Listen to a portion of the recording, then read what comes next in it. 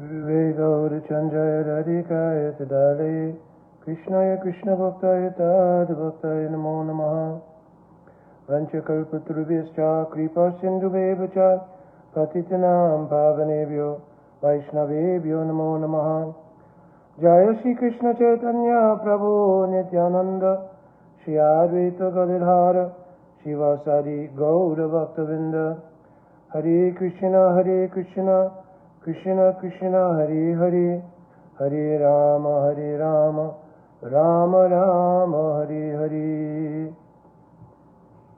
Dandavat Pranam devotees. So after quite a while I'm doing question answer session here. I was traveling obviously for serving Harikatha. So which by the way, thank you to all the devotees who both facilitated and attended and everything in that regard. So I'm so much appreciative of giving me a chance, an opportunity to serve my Guru Dev and our Guru Parampara by serving the Harikatha. So everything was very successful again, and I pray that I'll be able to return to many of the places that I visited. It was mostly Texas this time. And have some blessing to again associate with devotees and serve Harikatha.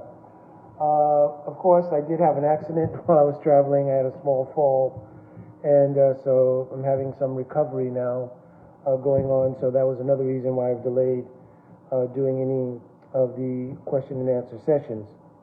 So I don't want to take too long today, so I want to try to answer two questions briefly.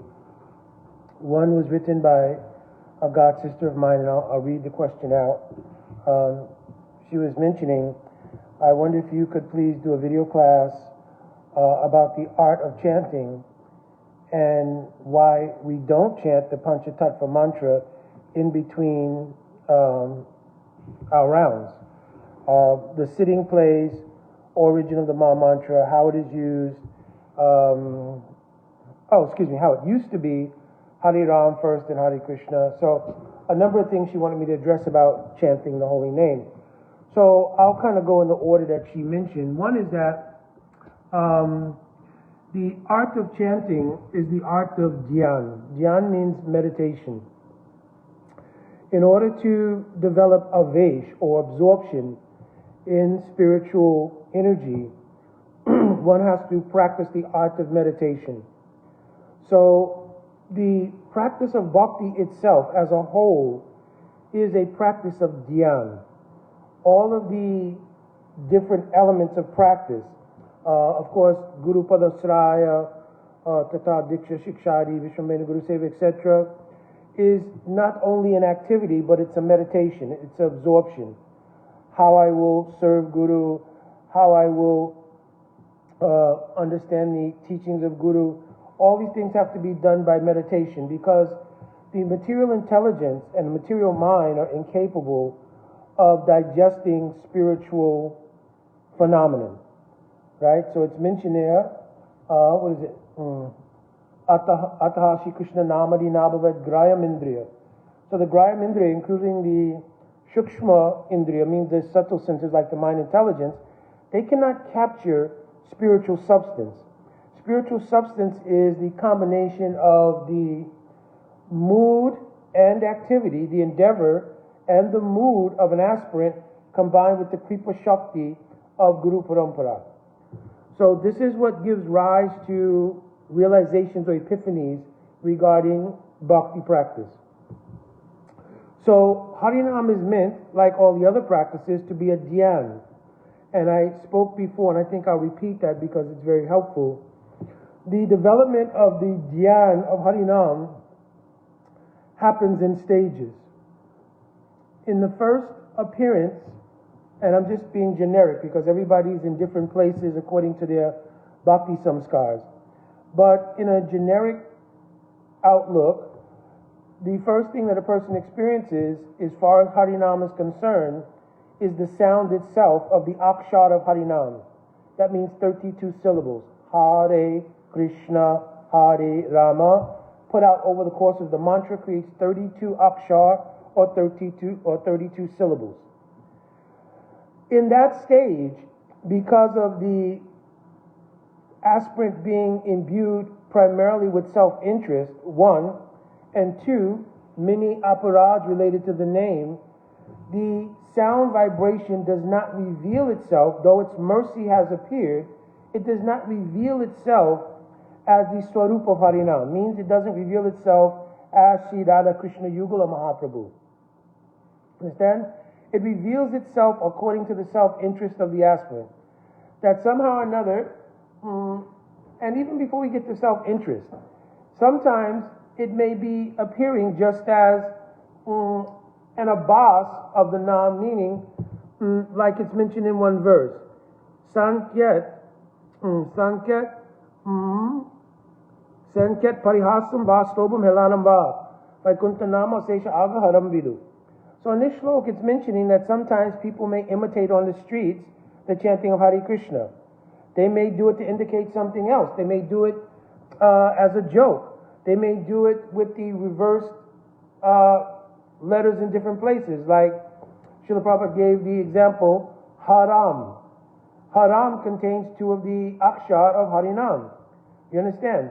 So in any way that the name is taken, the Sukriti file means the Bhakti Unmukhi Sukriti, the pious credit of Bhakti is still imbued there.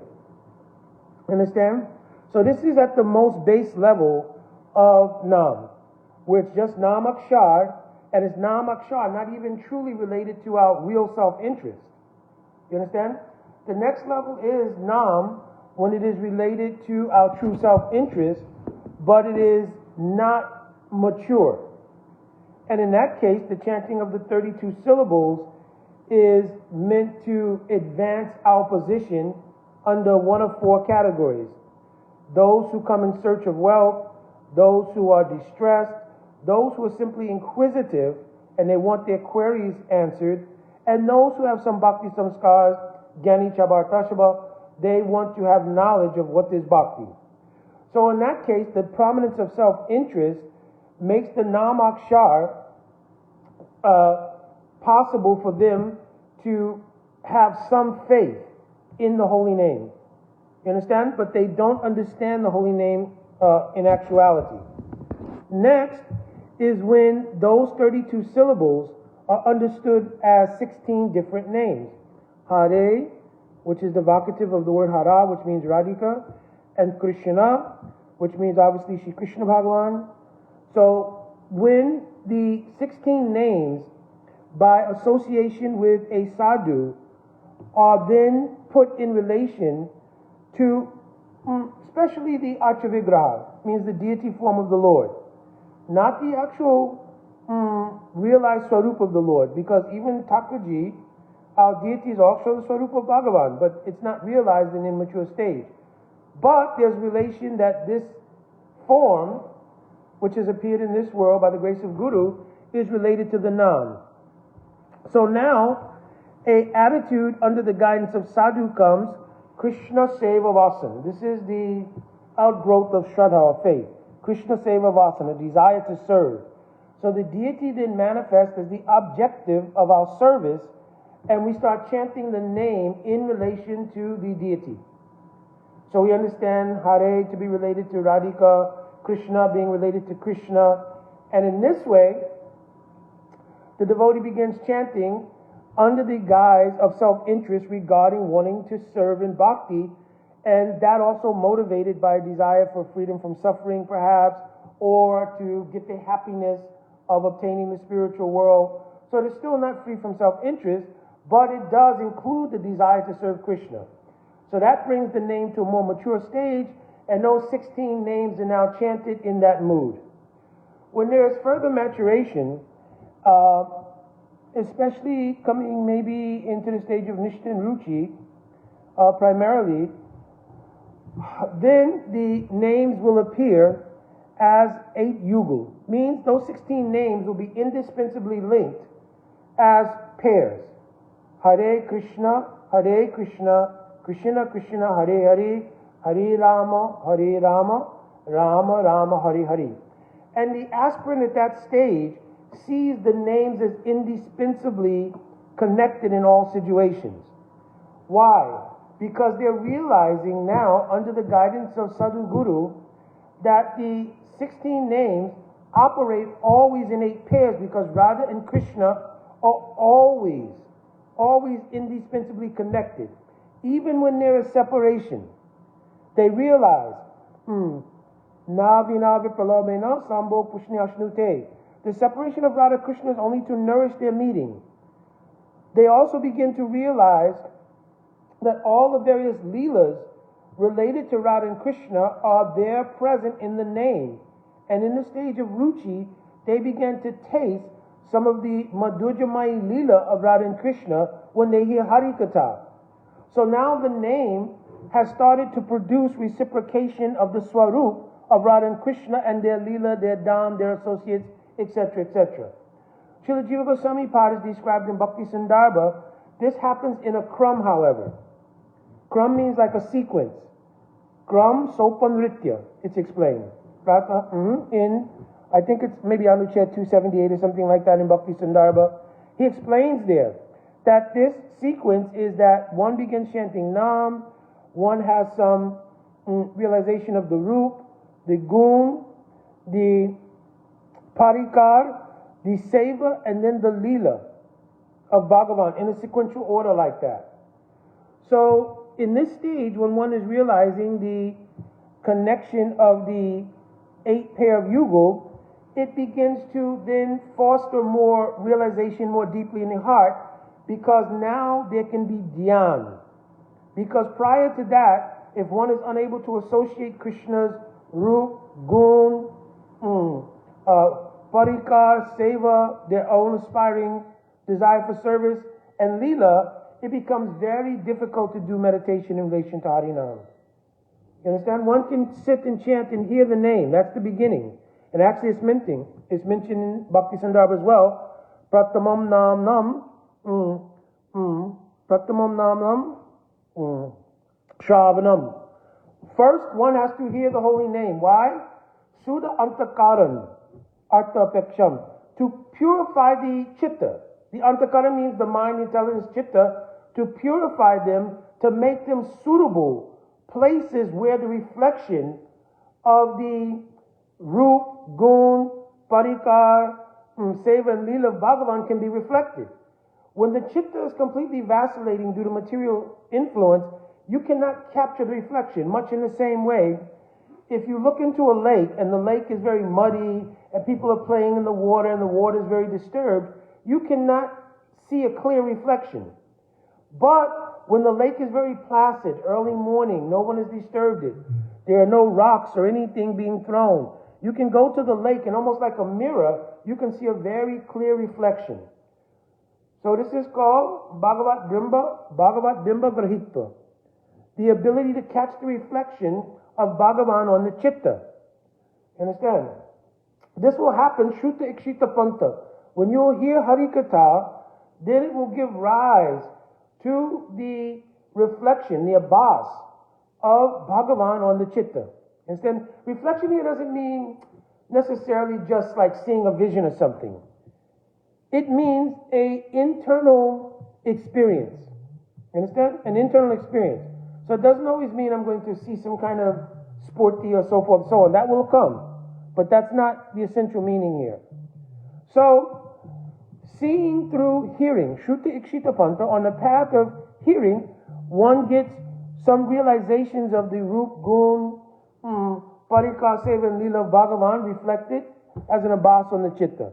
Now, when this begins to happen, it increases the desire to do bhajan. Ataha bhajan ruchi bishaya.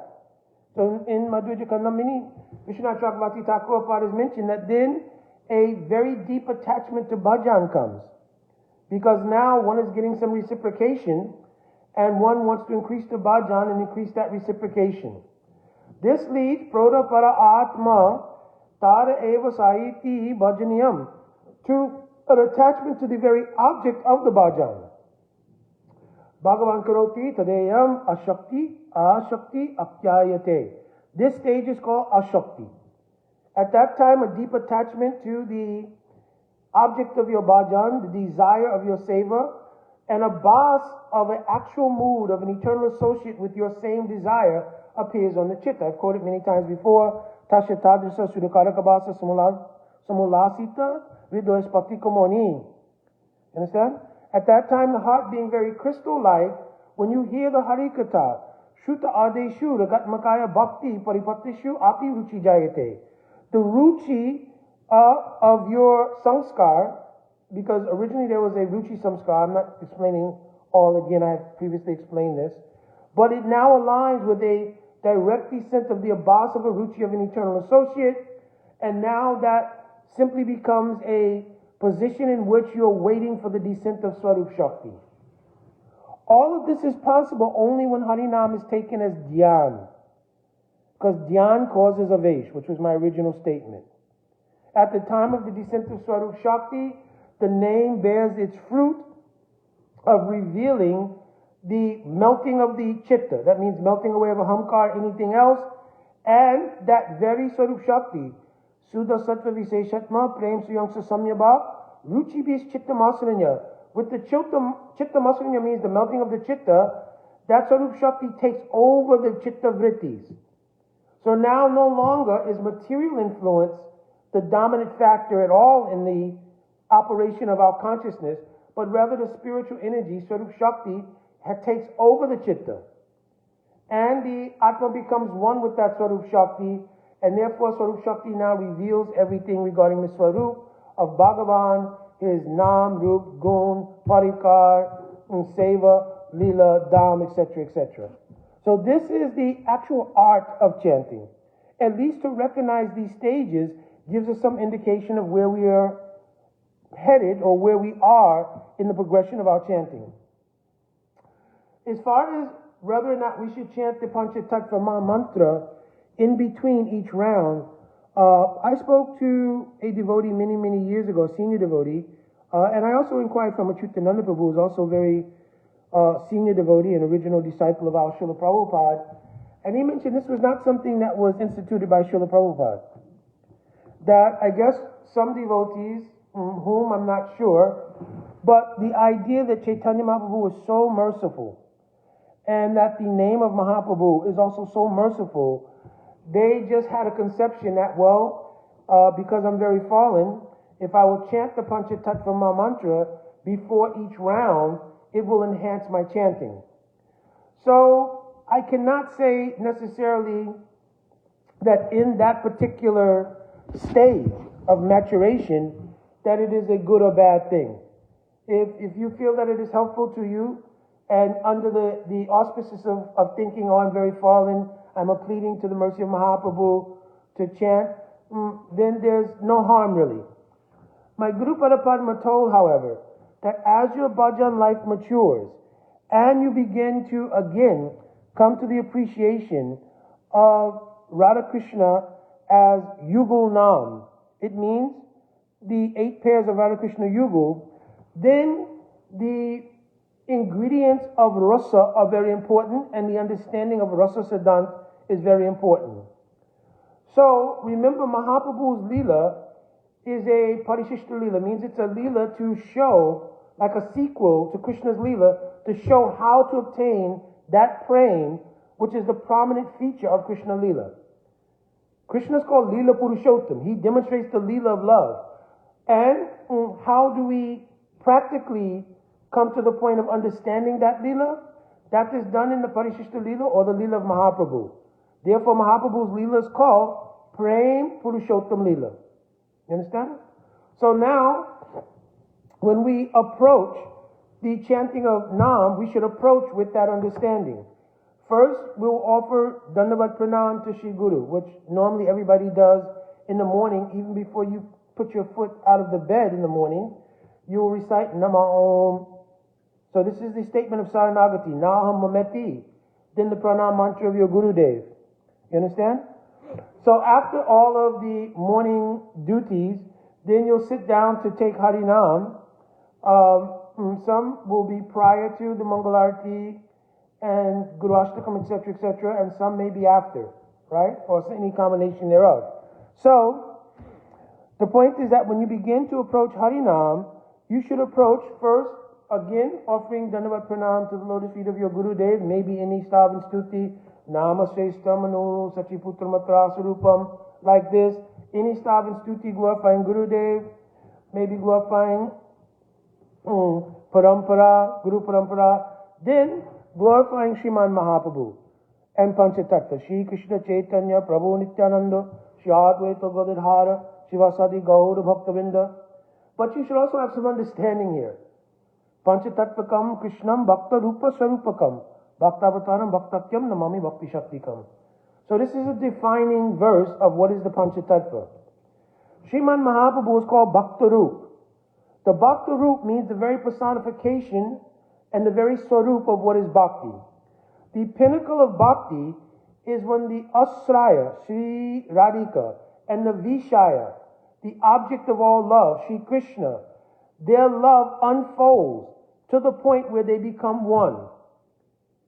So this is also another stage in the maturation of chanting, because you will realize that the 8 pairs of names, which reveal all Krishna Leela, all Krishna Dham, all Krishna Swarup, everything, they ultimately become one name when they become the name of Gauranga. Means Govinda Radha. You understand? So that one name of Gaura is the summation of Hare Krishna. You understand? But you have to find it in the sequence of the meditation. So first, again, let me explain what is the Panchatattva. Mahaprabhu is the Bhakta Rup. I just explained that. To understand the Bhakta Rup requires the blessing of Guru. Akhanda Guru Tattva Sri Nityananda Prabhu. The expansion of Baladev Tattva. And through that Nityananda Tattva, you can understand what is Mahaprabhu. So Nityananda is called the Bhakta Swarup. But the understanding has to descend to the plane of the Jiva.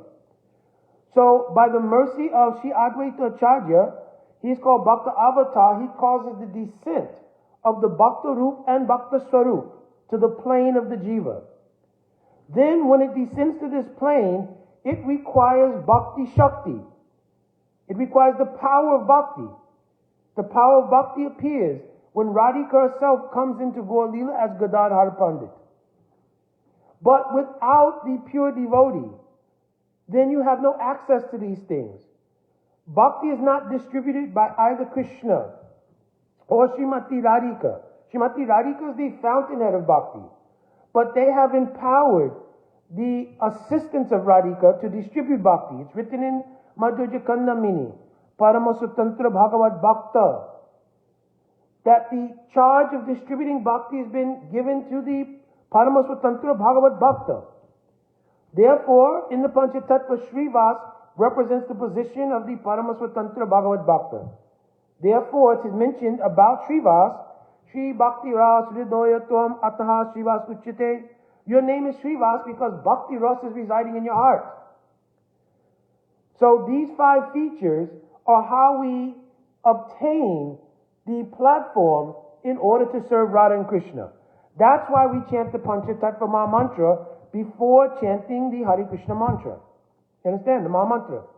Now, once we have entered into that Gaur Leela, Gaurangira Rasanave Shetaranga Jave Dube Shri Radha Madhav Antaranga. The progression is to enter deeply into Gaur Leela and find yourself coming up in the Antaranga, means the inner circle of Radha Madhav. I'm not explaining very deep meaning to Radha Madhav, but I'm not explaining here because it will take us off our track and I don't think it's necessary. Maybe in another video we can explain what is the depth of the meaning of Radha Madhav. So, by entering into Gaur Leela, we want to come up in the Antaranga of Radha Madhav. Therefore, in the dhyan related to Harinam, my Guru Parapadma is told, you will chant the Panchatattva Maha Mantra for the blessing of entrance into Krishna Leela.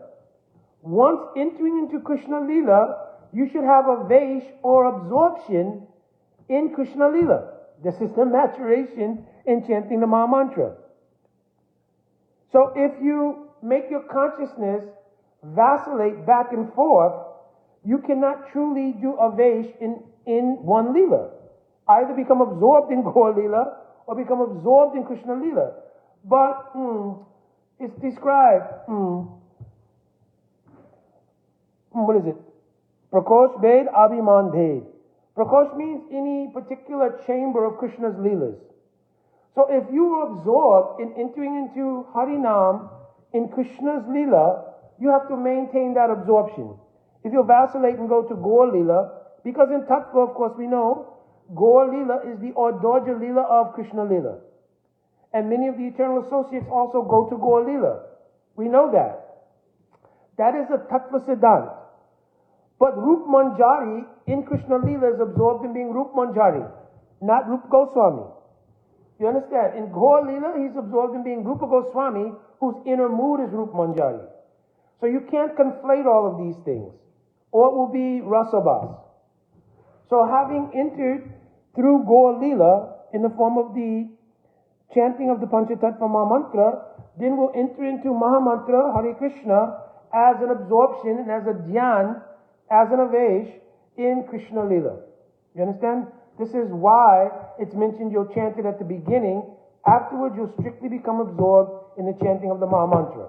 But Mukunda, why can't it? Because Mahaprabhu is the same. Therefore, listen to Mahaprabhu. Mahaprabhu told, chant Hare Krishna Mahamantra. Instead, he didn't say chant Panchatattva Mahamantra. He said chant the Hare Krishna mantra. So we've chanted the Panchatattva mantra for entrance into following the order of Mahaprabhu to realize Radha and Krishna's Leela. You understand? That is the purpose of Gaur Leela. Two purposes, Prem Rasniyas Kariti Ashwadan.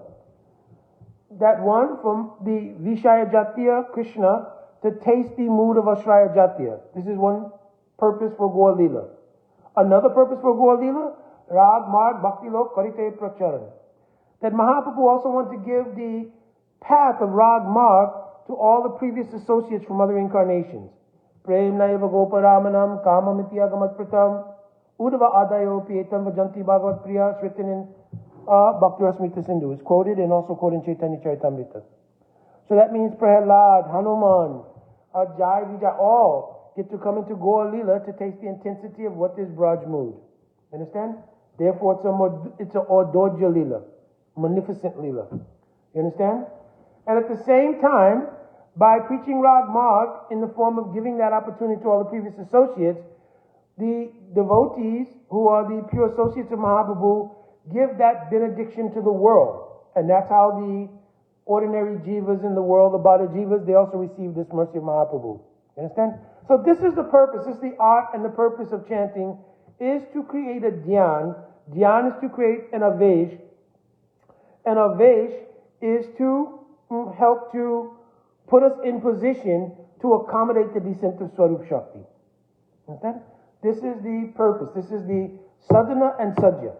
Understand? The sadhya of sadhana is bhav, means the descent of Swarup Shakti. And the sadhana is chanting Harinam, but chanting Harinam, first of all, without offense, like listed in Padma Puran, 10 offenses, and also by this methodology I'm explaining. Jiva Goswami is also explained in Bhakti Sandarbha. All right, second question was, let me get to the question here. If it is possible that a bona fide guru can reject a disciple. So, obviously the devotee who's writing does not want to be named, which I don't do anyway. I never name persons on these question and answer sessions. But I will say, just speaking to you personally, what you've written in the body of your question is not really rejection, right? I mean, you'll have to have some, even though you're mentioning it's very difficult to do, some kind of contact with your Guru Pada Padma, because right now what you're calling rejection is just your inability to access Guru. You feel, some pain that you have to go through different secretaries and so forth like that. And you're saying that the relationship formally was very different, when you first took initiation, and you said you were giving donations, so many different things. So all of those things that you have to work with your Guru Pada Padma to discern the nature of everything. But that's not truly rejection. And in terms of Guru rejecting a disciple is extremely, extremely, extremely rare. I don't think of many cases within our history in Gaudiya Vaishnavism where this happens. Hemalata Thakurani, she gave rejection to Rup Kaviraj because he had spoken some deviation of our Gaudiya Siddhant, and he was giving some misguidance in regard to that. There's discussion, debate whether or not he's the actual disciple of Hemalata Thakurani or someone else, and that she just acted sort of in a capacity of shiksha by taking his neck beads and sort of disowning him and so forth, so on. But we very rarely see, unless there's the case of Siddhantic deviation to the point of being able to not fix it, that there's the idea the guru will reject the disciple. On the basis of weakness of a disciple, in terms of Vishai or other things, we don't see so much of a history. Because Gurudev's mercy accommodates many things. And there's no real benefit in the rejection of a disciple because of their weakness. But rather to give encouragement to the disciple on an ongoing basis, that is the mercy of Sri Guru. Just like any parent may do very difficult services to chastise a child, but generally rejecting the child. Of course, in the material world, so many things happen, but in general, we don't find that the parent rejects the child altogether. The other reason for rejection will be aparad. Aparad is the only thing that can completely uproot and break the bhakti kripa. So under aparad, also, rejection could take place. You understand? From the point of view of a sishya and guru, however, it's mentioned guru api avaliptasya karema karema gyanata. Guru is not acting in the true capacity of what is guru, and disciples should know what is guru tattva to discern those things.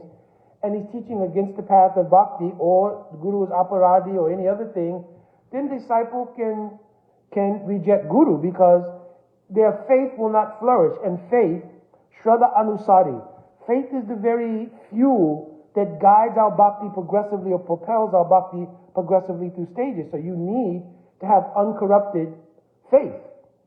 So if faith becomes corrupted by misbehavior of Sri Guru, or Guru doesn't know what should be done and what should not be done, a different thing. Of course, Hari Bhakti Vilas recommends, even if Sri Guru comes under the influence of any previous samskars, then you can first approach Guru very humbly. Oh, Gurudev, I've observed this thing. And Guru, if they will rectify, that's one thing. But if there's the continuum of deviation, and also Guru is aparadi to pure Vaishnavas, anything, then your faith will become corrupted, and in that case, rejection is required in Sastra. And then it says, Punavidi Sabhyag Vaishnavad Guru. Again, you'll take from Guru. Now, it is a very interesting thing. Sometimes a very deep crisis of faith can come about. Oh, why did I get a Guru and this deviation took place? Or why did Guru reject me? Or we should really consider, if we are truly practicing bhakti, everyone will acknowledge we are attempting in the practice. But still, even in a sincere attempt, how will Krishna misguide us? Not possible. You understand? Therefore, we have to start to look at a twofold factor. One is, whatever happens in regard, even to my aspirations in bhakti regarding connection with the Guru, that is also tatte anukampam sushamikshamano. You understand? We have to be some tolerant and some appreciative that whatever has happened is also atmakritam vibhakam. It has something to do with me, with my bhakti samskars and my material samskars. Somehow or another, there's something to do with me why these events took place. Under that, another view, in addition to that view, is Krishna is also guiding me to Sadguru. It may be that I've met someone, and that person has served as Vatma Padaksha Guru for me. I may have been very inspired by that person, but that person was not my Sadguru. You understand? They were not my eternal manifestation of Guru. And that maybe that has not happened yet. But we tend to base everything around ourselves. So we think, oh, at some point, I met someone, I chose them as Guru, and then if we're a little more mature will say, well, Krishna arranged this to be my guru, and because Krishna arranged it for me, it's an infallible thing. So rather than paying attention to the nature of the relationship and the dynamics of the relationship, this is why Rupa Goswami has mentioned any relationship with guru must come to the position of Vishrambena Guru Seva. Vishrambena Guru Seva is a mood. It's not a external factor. It's an internal factor.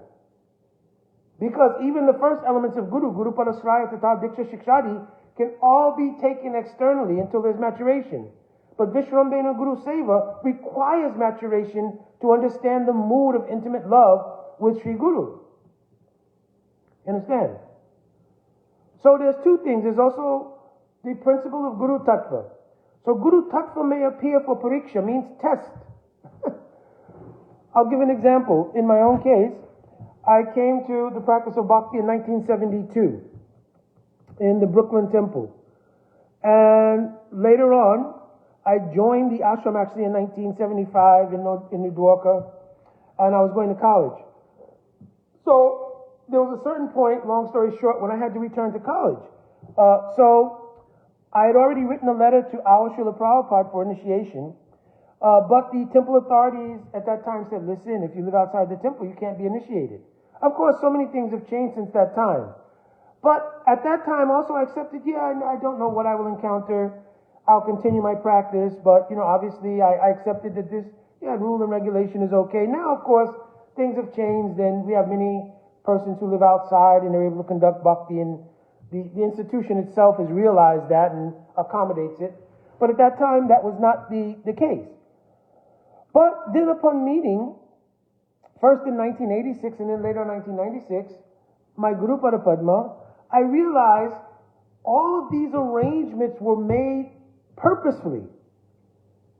That this was not an accident.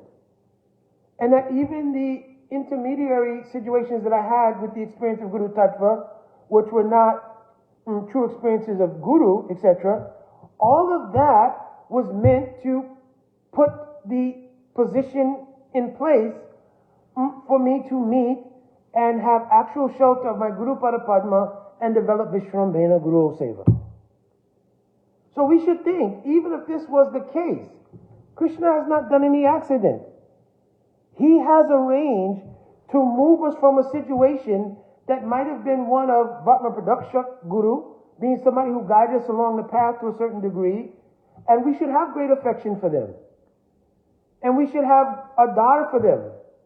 But maybe some circumstance will evolve that lets us know this is not my Sadguru. Now, we can't be whimsical with that. Well, you know what? Like Prabhu, you're writing, well, my Guru doesn't seem to answer my letters anymore. I can't contact my Guru. It's hard for me to get darshan. So therefore, I'm just going to make up my mind to, say, no, this is not my real Sadguru, and find somebody else. I would say you have to definitely have some point of contact with Guru. Express yourself fully. This means Vishrambena Guru Seva, to open your heart. If Rupa Goswami is telling Guya Makiti Prichati, even among Vaishnava friends, what to speak of Guru and disciple? Guya Makiti Prichati means inquiring confidentially. So you'll have to have that conversation, because really you cannot say it's rejection simply because of the circumstances. Now, I also am not an advocate that those who are doing the service of giving Harinama Diksha should have so many disciples. It's not my personal opinion. Jiva Goswami Pad is written, Al Goswami Vag is written, one should not take too many disciples. We cannot imitate or emulate the position of sane Bhakti Bhaktas, like Al Srila Prabhupada, Srila Bhakti Saraswati Thakur, my Guru Padma, many others, right? They're endowed with a special Shakti. Srila Prabhupada, one of the most quoted verses in his books is Krishna Shakti Vinanaye Tava Pavartan. Unless one is especially empowered, one cannot preach like this. So these are exceptional cases. So we cannot think if we're doing the function of serving by giving Harinama, giving Diksha, it means we can emulate or imitate what was done by Saint Bhakti Bhaktas. Because what ends up happening is Guru becomes simply a ritualistic principle in an institution, where you just gather thousands of people based on the social dynamic. Oh yeah, they're very nice, they're very good, I like the way they speak, I like the way they sing, I like the way they move, I like the way they dance. We should not be like that. The actual relationship with Guru and disciple was a very deep bond. Narottam Das Thakur sung, Chakuldan Dilo Ye, Janami Janami Prabhu say. I just got through speaking in our Houston Sangha. I was mentioning one thing, that actually there is a Tattva Siddhant, that actually it's the principle of Guru that comes for the disciple life after life. Be that as it may, the Sishya should think like Narottam Das Thakur thought, Lokanath Lokana Jivana. That is, Lokanath Goswami is coming for me life after life. We should not take impersonalist view, it's a tattva.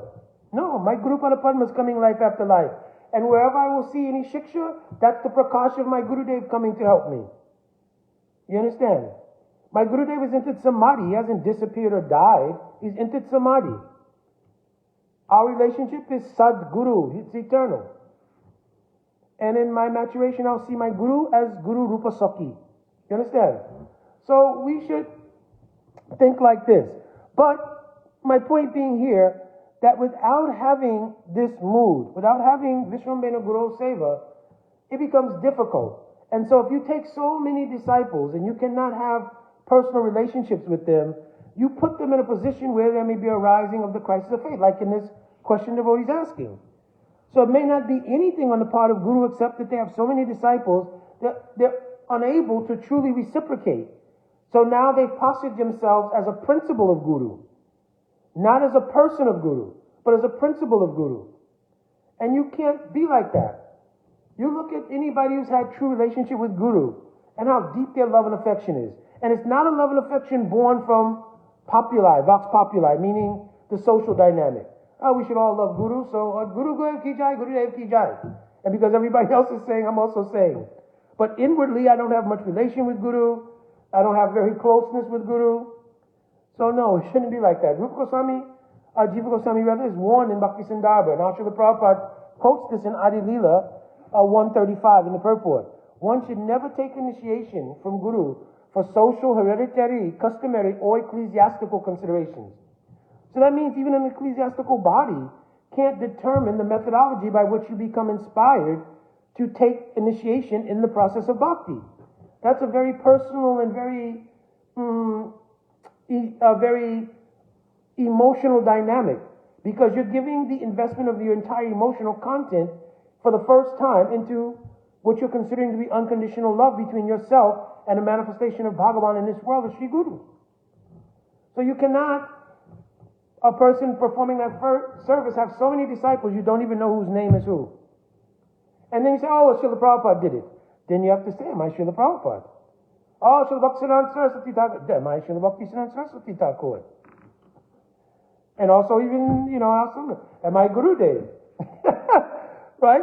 What we can digest, I never felt like Gurudev was not personal with me. Even when the Sangha was very huge. I came at a time when the Sangha was not so big, but still, even when the Sangha was huge, I never felt that. I always felt very personal, dynamic relationship with Srila Gurudev. Always. And this is a very important thing. You speak to anybody who has that kind of relationship, they'll point out to you how important it is. Even among same Pati Bhaktas who have a lot of disciples, they will show how they can be personal, because they have an empowerment from Krishna that may not be available in any Madhyamadikar doing this service. Madhyamadikar here means he's Uttamadikar in the eligibility to practice bhakti. It's quoted by Rupa Goswami Pad. Sastriyukti Sunipuna Judashadayandra Uttamadikari se Tarye Sangsara. That person who's Uttamadikar in the eligibility of the practice of sadhana, they can, Tarye Sangsara means they can help deliver people from the material world by giving the shelter of parampara through Harinam and through Diksha. You understand? But they are subsidized. They're subsidized by the parampara. You understand? They're not independent agencies in parampara, rather they are subsidized by parampara completely. Understand? Oh, there's one question here. My dear God, Sister Yashodhari, let me see. What about those who didn't have physical relationships with Sri Guru? Bhakti is not a one-life situation. Praktama kaladuni chasti yasad bhakti vasana. There are previous bhakti samskars. So we did not have Guru only in one life. We've taken Diksha many times. In maturation, we'll see that it was that Guru Padma, whom now I'm having Vishwambhena Guru Seva. He saved me right in the very beginning. You understand? So, or she. You understand? So it is not that it is a one-life phenomenon. We're couching everything in this life that we experience.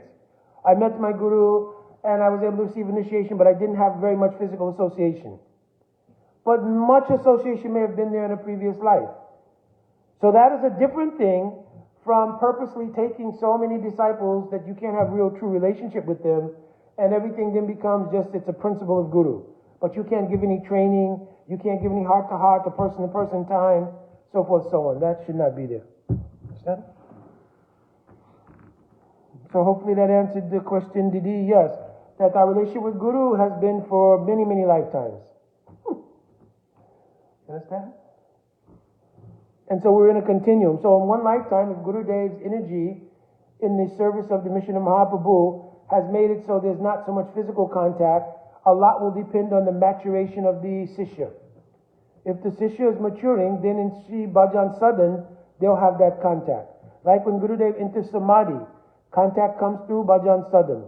So Guru Dev told me personally once in Orlando, there was a couple of us sitting with Guru Dev, and Guru Dev said, while Guru Dev is physically present, Vishrambhena Seva becomes difficult for the disciple to comprehend because they say, oh, well, I didn't get a turn to massage, cook, or clean, or be with Guru Dev personally.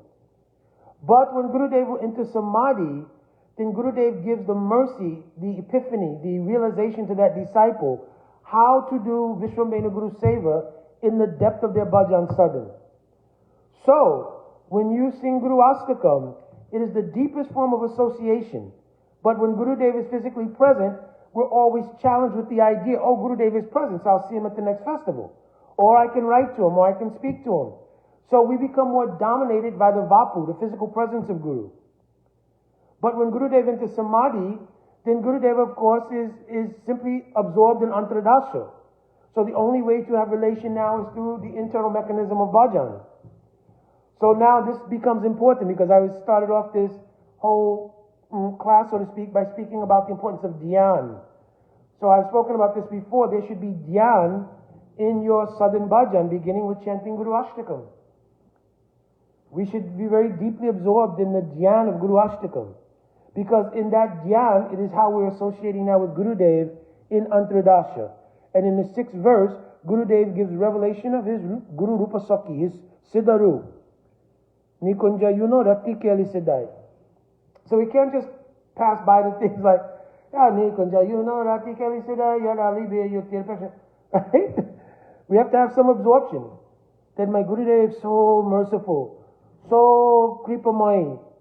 Guru Dev, after acknowledging how you saved me from the material world, introduced me to Mahaprabhu, taught me the bhajan seva of Radha Krishna Yuga, allowed me to experience the ruchi, the taste of serving them.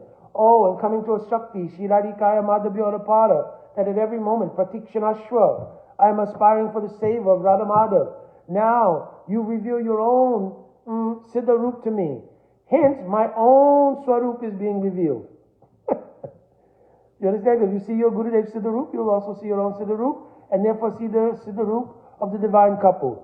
Now you can sing Mangala Shri Guru Gauda Mangala Murati. What is the Mangala Murti of Guru? And Mahaprabhu and Radha Krishna. All those things you can see now in your dhyan. And so this is how to do bhakti. This is how to do the practice. Very happily. Oh, Haribo Ajameo Prabhu. I'm also always thankful to you. I traveled also before I went to Texas, and I had very nice program at Prabhuji's house, so I'm thanking him also. All right, Dandavad. I'll have to go in and continue some services and also rest this shoulder. I'm almost 70 years old now, so having a fall is not an easy thing. But I'm praying that the mercy of Guru and Gauranga, because previously I used to do martial arts for so many years. So at least I knew how to fall, but I fell on rocks, and it still is not easy. So, but Tate Anukampam, right? Krishna saying, okay, I want you to do forcibly dandavats. Forcibly, I'm making you do dandavats because you're always saying dandavat, dandavat, but you're really doing dandavats or not. So I'll help you to do real dandavats, right? Because dandavat needs to fall like a stick. So I fell like a stick, right?